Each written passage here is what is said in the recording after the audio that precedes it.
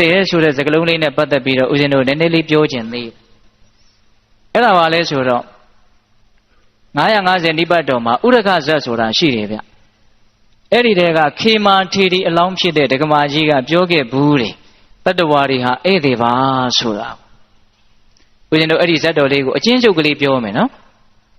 ဦးဇင်းတို့ဘုရားလောင်းကြီးကတခုသောဘဝမှာသားတစ်ယောက်သမီးတစ်ယောက်ထုံကားတော့အဲ့ဒီသားကမိန်းမရတော့ချွေးမလည်းရှိတယ်အိမ်မှာခိုင်းဖို့ရှိဖို့ကျွန်မလေးတစ်ယောက်လည်းရှိတယ်အဲ့ဒီတော့ဒကမာကြီးရဲ့သားရဲ့သမီးရဲ့ချွေးမရဲ့ကျွန်မရဲ့ဆိုပြီးတော့အချမ်းရံ9ယောက်နဲ့နေတာအဲ့ဒါဘုရားလောင်းကြီးကသဘောပေါက်တယ်ဘဝဆိုတာဧည့်သည်ပဲဆိုတာသဘောပေါက်တယ်သူသဘောပေါက်တယ်လို့သူ့ရဲ့လက်အောက်ငယ်သားမိသားစုတွေသဘောပေါက်ပါစေဆိုပြီးတော့အမြဲတမ်းဆုံးမတယ်ဘဝဆိုတာဧည့်သည်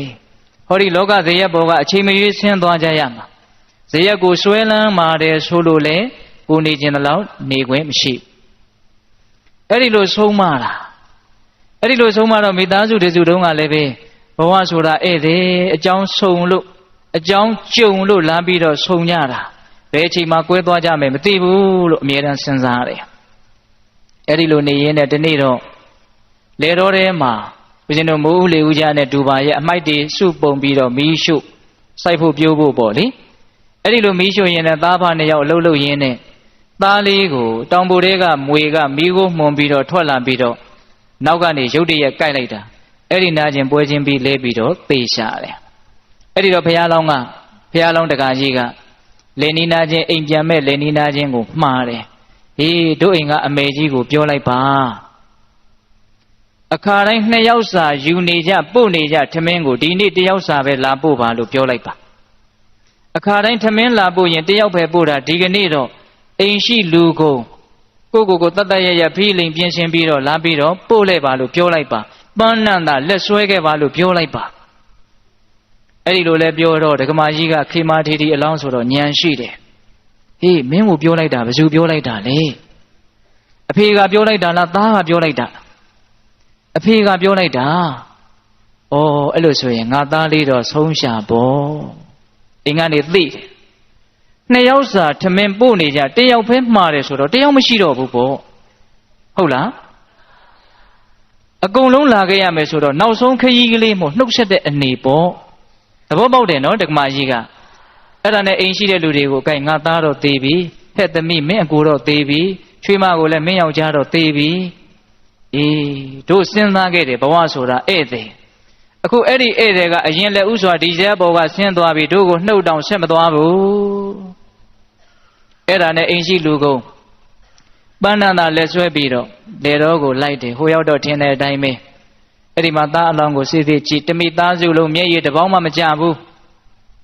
စောစည်းစွာကြိုတင်ပြီးတော့သိမြင်ထားတဲ့အသိဉာဏ်တွေရဲ့ခွန်အားပေါ့နော်အေးမျက်ရည်မကျဘူးအဲ့ဒါကိုစုပုံပြီးတော့ထင်းကြောက်ကလေးတွေဗာလေးတွေစုပြီးတော့သားအလောင်းကိုနေချင်းပြီးမီးရှို့တယ်တချို့တယ်ဘေးမှာဘယ်ပိဋကမှာဖိတ်တယ်လို့လည်းမပါဘူးဟုတ်လားသာသနာ့ဘဆိုတော့ဘုန်းကြီးလည်းရှိဟန်မတူပါဘူးဘုန်းကြီးပင့်တယ်လို့လည်းမပါဘူးလေတော်ထဲမှာဒီတိုင်းသေးလို့ဒီတိုင်းပဲရှို့ပလိုက်တာပဲဒါပေမဲ့သူတို့ရဲ့စိတ်တန်တာမှာကုသိုလ်ဆိုတာကတော့ဖြစ်နေတယ်ကုသိုလ်ဆိုတာစိတ်ထဲမှာကောင်းတဲ့သဘောဖြစ်တာတဘာဝကျတဲ့သဘောဖြစ်တာကုသိုလ်ခေါ်တာမဟုတ်လားအေးသူတို့ရဲ့စိတ်ထဲမှာတော့အင်မတန်လေးနေတဲ့ကုသိုလ်တွေကတော့ဖြစ်နေတာအဲ့ဒီမှာဝိုင်းပြီးတော့သားရဲ့အလောင်းမီးတစ်ဖြက်လောင်ကျွမ်းသွားတာကိုဒီတိုင်းပဲဇိမ်ပြေနေပြေထိုင်ကြည့်နေတယ်ဘဝဆိုတာဒီတိုင်းပဲပြီးတော့လည်းပြီးရတာဘာမှဟုတ်တာမဟုတ်ဘဝဆိုတာဘာမှဟုတ်တာမဟုတ်ဘာတန်ဖိုးမှမရှိဘူးဘဝဆိုတာပြီးရင်ပြီးရတာတုံညာသဘောဒါကြောင့်မြတ်စွာဘုရားဘဝကိုတုံညာလို့ဟောတာတုံညာဆိုတော့1လည်းမဟုတ်ဘူး2လည်းမဟုတ်ဘူးဘာမှကဏ္ဍတက်လို့မရဘူးဘာဖြစ်လို့လဲပြီးရင်ပြီးသွားတာမို့လို့မပြီးရင်လို့မရဘူးဒါပေမဲ့တရားဓမ္မတို့ဦးဇင်းတို့ပုထုဇဉ်တွေဆိုတာကတော့ဘဝဟာပြီးသွားတာပဲဆိုတာကိုသဘောမပေါက်တော့ဘဝကိုတန်ဖိုးရှိတယ်လို့ထင်တယ်ဘဝကိုကြီးကျယ်တယ်ဘဝကိုခမ်းနားတယ်လို့ထင်တယ်ဒါကြောင့်ကဏ္ဍတွေအမျိုးမျိုးတက်တယ်တန်ဖိုးတွေအမျိုးမျိုးကတ်တယ်တစိမ့်တွေအမျိုးမျိုးကတ်ထားတယ်ဘဝကိုတိတ်တန်ဖိုးရှိတယ်လို့ထင်တာထားပါတော့စကားတွေဘေးထွက်ကုန်ပြီတကားကြီးတို့မိုင်းများအေးအဲ့ဒါလို့သူတို့ရဲ့ပွားများအပ်သောစိတ်ဓာတ်ဘာဝနာရဲ့အစွမ်းတတ္တိကြောင့်မျက်ရည်မကျဘူးအဲ့ဒီစိတ်ဓာတ်ရဲ့အစွမ်းတတ္တိကမျက်ရည်မကျယုံမျှမကဘူးတရားမင်းရဲ့နေရာကိုတောင်တုန်လှုပ်စေတယ် အဲ့ဒါတရားမင်းကပုံနာရောင်ဆောင်ပြီးတော့ရောက်လာတာအံ့ဩစရာကောင်းလိုက်တာသားအရင်ခောက်ခောက်သေးတာကိုတရားမှမငို့ဘူးအဲ့ဒါနဲ့မသိချင်အောင်ဆောင်ပြီးတော့အဲ့ဒီပုံနာဧည့်သည်ရောင်ဆောင်ထားတဲ့ပုံနာကမေးတာဟေးသားသမင်ကိုမီးရှို့နေတာလားလူကိုမီးရှို့နေတာလားဟာလူကိုမီးရှို့နေတာပါအံ့ဩတယ်လူဆိုရင်ဒါသင်တို့ရဲ့ရန်သူပဲဖြစ်မယ်တဲ့ရန်သူမဟုတ်ပါဘူးသားပါတူရီသောသားပါ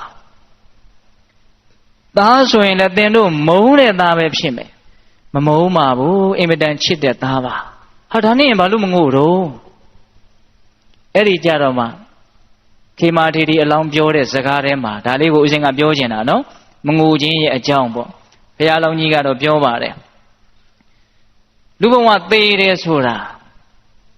မွေများအရေခွန်လဲသလိုပဲတဲ့ဒါဘုရားလောင်းရဲ့အယူအဆအမြင်ပေါ့နော်ငါသားဟာအခုမီးရှို့နေတာကိုတောင်ဘာမှမသိတော့ဘူးတို့ငိုတာကိုသိဖို့ဝေလာဝေးရော့ဒါကြောင့်ငိုကြွေးနေလို့ဘာအဓိပ္ပာယ်ရှိမှလဲမီးရှို့တာကိုတောင်မသိတဲ့လူတစ်ယောက်ရဲ့အနားမှာလာပြီးတော့ငိုမယ်ဆိုရင်ဘာအဓိပ္ပာယ်ရှိမလဲဘာအဓိပ္ပာယ်မရှိဘူးတကယ်လို့ငိုတာကိုသူကသိတယ်ဆိုရင်လည်းဩငါပေါ်မေတ္တာရှိရလို့တန်ရောစင်မကင်းကြလို့ငိုတာလို့သိတယ်ဆိုရင်လည်းငိုရတာကငိုရကျိုးနဲ့သိတယ်လေအခုကိုငိုတာကိုသူသိလားမသိဘူးငိုတာကိုမပြောနဲ့မီးရှို့တာကိုတောင်မသိတော့ဘူးဒါကြောင့်သူမငိုဘူး